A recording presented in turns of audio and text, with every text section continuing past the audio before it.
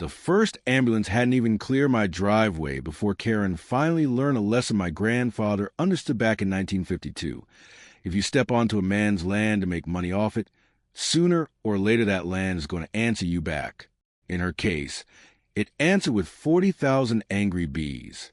And the part that still makes me laugh, even now, is that she charged people $50 a head for the privilege of getting chased off my property screaming, slapping at their yoga pants, and diving into luxury SUVs like the apocalypse had arrived wearing wings.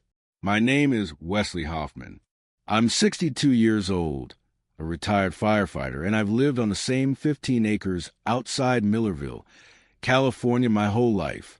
My grandfather bought this place when it was still farm country, before the developers showed up with their fake Tuscan houses and their talk about elevating the community. Back then, land meant work.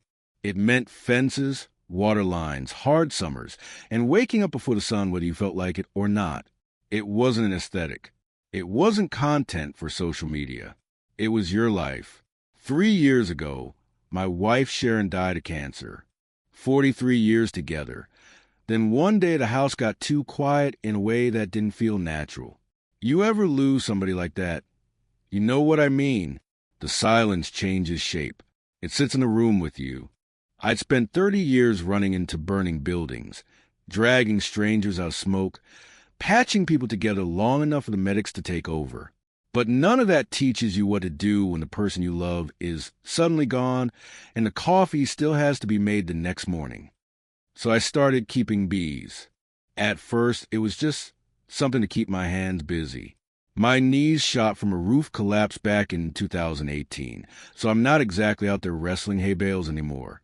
But bees. Bees made sense to me. They work. They protect their own. They don't waste time pretending to be something they're not. I named the hives after men I used to serve with. Rodriguez, Murphy, Kowalski. Those colonies became therapy, income, routine, and some days, honestly, the only reason I got dressed before noon. Every morning I'd make coffee, stir my own honey, and walk the hives while the air still had that cool, quiet weight to it. The bees would hum low and steady, and for a few minutes the world felt organized again. Then Karen moved in.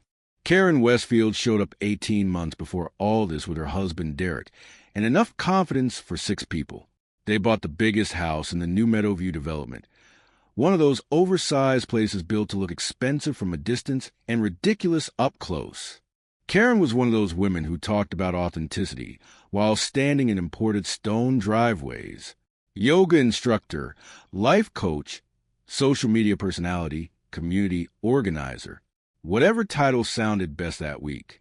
Derek ran some tech company that worked with server farms and cloud systems and all the other things people explain to you using a lot of words while somehow saying nothing. Within 6 months, Karen became HOA president. That was the beginning. She started with little things. Complaints, letters, concerns about my bees, questions about agricultural compliance. She'd come down my driveway without asking, holding a clipboard like she'd been deputized by God himself, pointing at my hives and garden beds like she was inspecting a biohazard site. Last November, she sent me a certified letter saying my bees were endangered children, a threat to public safety, and a violation of community standards. She demanded I remove them or face $500 a day in fines. That was funny for 2 reasons. First, my land isn't under her HOA. Second, she didn't know who she was trying to scare. See, firefighting teaches you something that stays in your bones long after you retire. Real danger has a smell to it. So does bluffing. Karen smelled like perfume and printer toner. She had never handled a real emergency in her life. She just liked the feeling of making other people nervous. I didn't yell, didn't slam anything. I just started documenting. A few weeks later, she held some so-called neighborhood safety meeting at the community center. 30 people showed up, plus a county animal control officer she'd somehow talked into attending. Karen had a whole slideshow ready, full of internet photos of the attacks and hospital beds and swarms near playgrounds. She stood up there clicking through those slides with the confidence of someone who thought Googling made her a scientist. She called my bees Africanized, claimed I was endangering children, said I was operating some kind of rogue agricultural site in a residential zone. Then I stood up and handed the officer a folder. Permits, registration, state certification, placement diagrams, agricultural commissioner paperwork, letters from neighbors who liked the pollination. Every single page clean, legal, current. The officer, young guy, decent enough, looked through it, then looked at Karen like she just asked him to arrest a church choir. He told her my operation was legal. Then he told her filing false reports about aggressive bee species could get her into trouble. That was the moment I realized something important. Karen wasn't just pushy. She was sloppy. And sloppy people get desperate when they don't get their way. A couple days later, my friend Pete Kowalski, Eddie's son, checked the deed history and confirmed what I already suspected. My grandfather's property was never part of Meadowview. No HOA authority. No community covenants. No recorded restrictions. Karen had exactly zero legal control over anything happening on my land. Most people would have backed off there. Karen escalated. She started a social media group about community safety and reclaiming shared spaces. Then one Tuesday, I heard voices in my back pasture. I grabbed binoculars and saw 15 people in matching activewear unrolling yoga mats 20 feet from my bee yard. The next day, there were more. Then more after that. Little groups of self-important strangers walking to my land, smiling like they were on some healing pilgrimage, talking about historical access paths that did not exist. I put up no trespassing signs. They ignored them. I set trail cameras. They kept coming. Then Derek started showing up with surveying equipment, laser levels, GPS tools, the whole outfit. He'd stand near my boundary line pretending he was just clarifying access. That man looked like he thought dirt was something janitors remove from golf shoes. So I went to the county recorder's office and spent 3 evenings digging through deeds, easements, surveys, and old records. There was no public access, no shared road, no historical trail, nothing. But I did find something else. Derek's own measurements showed their septic drainage crossing onto my property. They'd been leaking waste onto my land the whole time. They were calling my beehives a public hazard. That's the kind of thing that sharpens a man's focus. Pete looked at the photos and told me they could be facing environmental violations, county health penalties, maybe worse. When I confronted Derek, he went pale and started talking about possible contractor errors. Karen, meanwhile, went online and posted that I was unstable, aggressive, maybe even having some kind of mental break. You know, the usual move when bullies realize facts aren't on their side. But by then I could feel the shape of the whole thing. This wasn't about bees. It wasn't about safety. It wasn't even about HOA control. It was about the land. 3 weeks later, Karen made her big move. She announced a community wellness retreat weekend right in my back pasture. 2 days of yoga, meditation, camping, food trucks, and reclaiming communal healing space. 500 people RSVP'd. She charged each one $50. $25,000. Off my property. Without permission. That was the moment whatever patience I had left burned off for good. Deputy Martinez came out when I filed a formal complaint. Karen tried to bluff her with permits and fake paperwork claiming historical easements. Freshly printed, official-looking nonsense. But I had the real deed history, and Martinez had already checked with the recorder's office. The document numbers Karen handed over didn't exist. So now we had trespassing, commercial violations, fake legal documents. And still she kept going. Then came the twist that blew the whole thing wide open. Pete dug into Derek's company records and found emails with commercial brokers, site assessments, development projections, all centered on my property. Derek had targeted my land for a data server project worth millions. This wasn't their first time, either. Same pattern in other towns. harass longtime owners, weaponize complaints, push them into selling cheap, redevelop for huge profit. There it was, the real plan, not community healing, not neighborhood standards. A land grab dressed up in yoga pants. Once I knew that, everything got simpler. You stop asking whether someone is misunderstanding you, and you start asking how much evidence you need before they destroy themselves in public.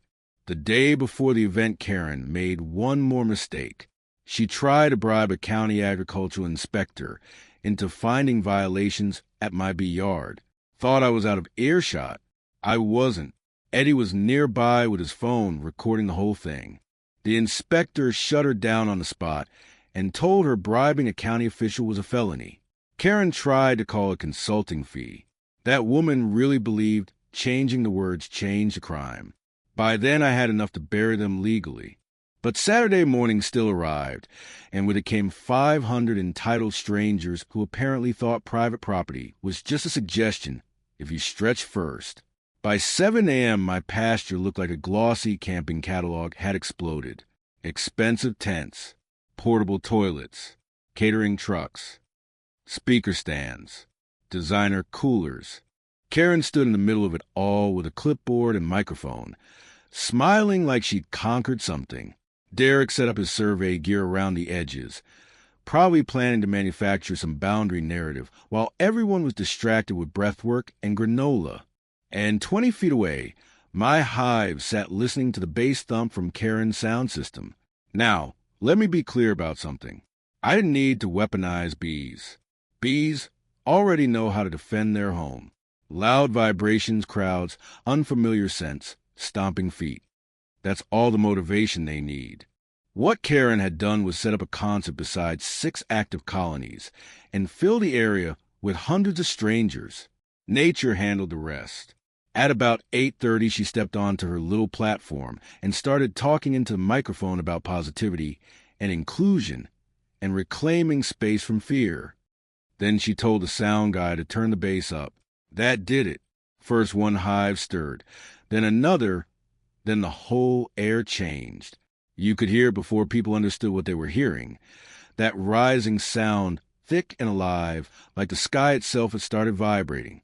Then the swarm rolled out over the campsite, and all that fake peace collapsed in about 10 seconds. People ran. Not gracefully, either. Nobody looks dignified when they're being chased by bees in premium athletic wear. Yoga mats flew. Coolers tipped over. Grown adults dove headfirst into car seats. Food truck workers abandoned breakfast burritos mid-order. One man in a meditation poncho sprinted so hard he lost both shoes and never came back for them. Karen kept screaming into the mic for people to stay calm, which might be the funniest thing I've ever heard in my life. The bees did not care about her messaging. Deputy Martinez rolled in with backup just as Derek dropped his survey gear and bolted for his SUV. Channel 7 had shown up to cover the community unity angle, so now cameras were filming everything. The swarm, the chaos, the gear, the trespass, all of it. 23 people got stung. A few needed medical help because of allergies. Ambulances came. More deputies came. Reporters started asking questions Karen could no longer dodge. So I handed over the folder, the emails, the development plan, the fake easement scheme, the prior victim records, the septic issue, the attempted bribery, everything. Karen started shrieking that I had staged an attack. Derek tried to pretend he was just checking boundaries for the event. Martinez asked him what possible right he had to survey land he didn't own during an illegal commercial gathering. He had no answer. Karen had even less. By the time Inspector Valdez arrived and confirmed she tried to bribe him the day before, it was over. Not morally over. Not emotionally over. Actually over. They put Karen and Derek in separate squad cars while news cameras rolled. 500 witnesses had just watched their little wellness empire collapse under the weight of its own lies. As the sirens pulled away, the bees were already settling back down, like a storm passing after it had done exactly what it came to do. 6 weeks later, Karen and Derek pleaded guilty, rather than drag the whole fraud scheme through a bigger trial. Fraud, forgery, bribery, organized trespass. The list got long. Derek's business folded. Other victims from their earlier scams came forward. Cases reopened. People got compensated. The HOA dissolved in disgrace. And my land stayed exactly where it belonged, with the family that had protected it for 3 generations.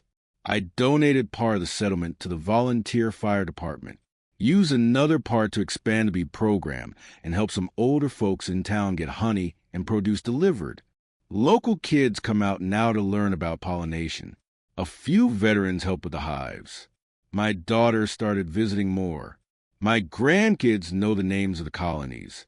Funny how something ugly can still leave something good behind. And here's the thing I didn't understand when this started. Grief can make you quiet, but it doesn't make you weak. Sharon used to say helping your neighbors doesn't always mean being soft. Sometimes it means standing between them and the people who would strip a place clean and call it progress. That landed with me a little late, but it landed. So, yeah, Karen made $25,000 selling campsites on land she didn't own. For a few glorious hours, she really thought she'd won. Then 40,000 bees reminded her and everybody else that there's a difference between public space and stolen ground, between community and control, between healing and greed dressed up to look respectable. And I'll tell you this much. Watching those squad cars carry them off while the morning air still smelled like honey, trampled grass, and panic, that was one of the sweetest sights I've seen in my whole life. So let me ask you something. When somebody abuses power long enough, where do you think justice ends and payback begins? And if you've ever dealt with bullies, HOA nightmares, fake authority, or somebody trying to push you off what's yours, tell me how it played out. Because I guarantee I'm not the only one who learned that sometimes karma shows up buzzing.